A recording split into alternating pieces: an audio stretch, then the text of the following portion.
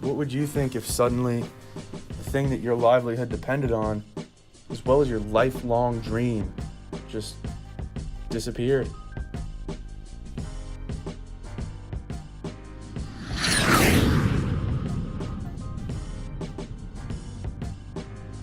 Hayden Hurst was just picked 25th overall by the Baltimore Ravens, but his path to the draft was not the easiest and certainly not the most conventional.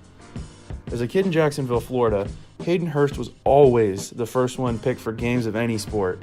Football, baseball, basketball, it really didn't matter.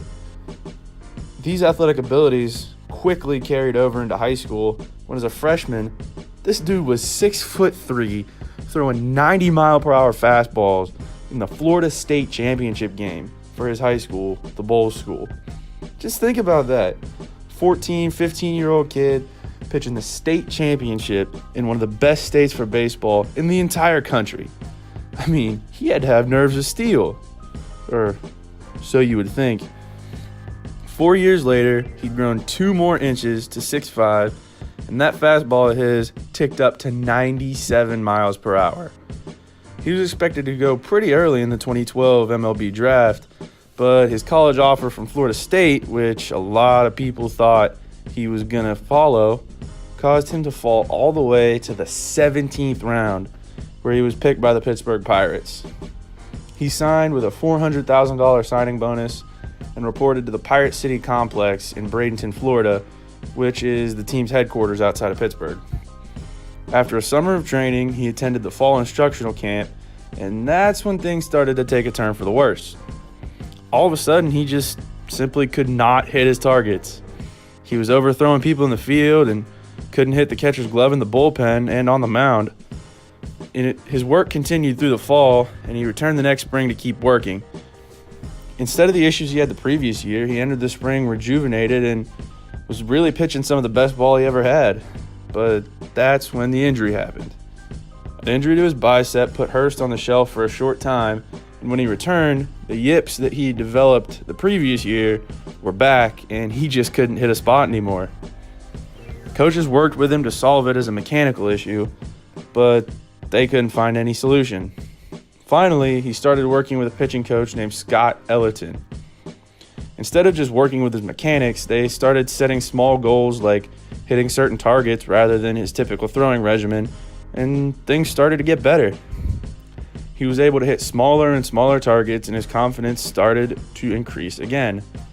Progress was really being made, but every time he set foot on a real pitching mound, the anxiety returned and his abilities just went out the window. Then, in a spring training game, he continued his struggles to find control and hit a batter in the head with a pitch. This just really sent him over the edge into severe anxiety, and by this point, he was already having panic attack. The Pirates sent him to every kind of specialist you can think of. Psychiatrists, sports psychologists, even a hypnotist, but nothing worked. They even tried moving him to first base, but then he was just another guy, not this insanely gifted pitcher anymore. That's when he decided maybe he needed another path. You see, he had those abilities that made him the first kid picked in those schoolyard games, and it wasn't just baseball. He'd been a great football player in high school and had been a big Florida Gator fan too. He was actually offered a preferred walk-on spot in Gainesville, but unfortunately ended up going to somebody else. However, his friend Perry Orth was a quarterback on the football team at South Carolina, and he was able to convince the coaches to give Hayden a shot. He joined the team as a wide receiver and got a few chances as a freshman, but things really took off when Will Muschamp became the head coach of the Gamecocks. That coaching staff made the decision to move Hayden to tight end, and over the next year, he bulked up from 225 to 250, and this man started drinking 4 gallons of milk a week. And he became the first sophomore in the history of the University of South Carolina to be named a football captain. In the next 2 years, he blew up to the tune of 92 catches for 1,175 yards and a first-team All-SEC nod as a junior. After that, he decided to declare for the 2018 NFL Draft. It really wasn't known what NFL teams were going to think of him because of his history and his age, since he was already 25. However, his production in college was too much to ignore, especially the fact that in 3 years, he had 100 catches and only 2 drops. That's insane. 102 targets and only 2 drops. Those sure hands helped him get looks from NFL teams to be a first-round pick despite being a 25-year-old college junior. At the NFL Combine, he showed out with a 4.67 40-yard dash and a 31.5-inch vertical. Pretty quickly, he realized that without his experience in baseball, he wouldn't have had the aggression that motivated him to become great in football.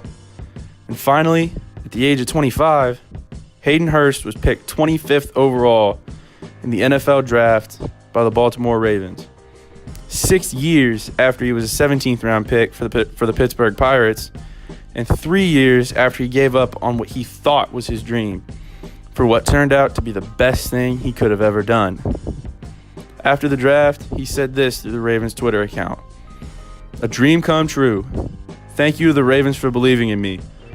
Now, it's time to go to work." People like Hayden Hurst have stories that deserve to be told, and that is the goal here on Sideline to Sideline.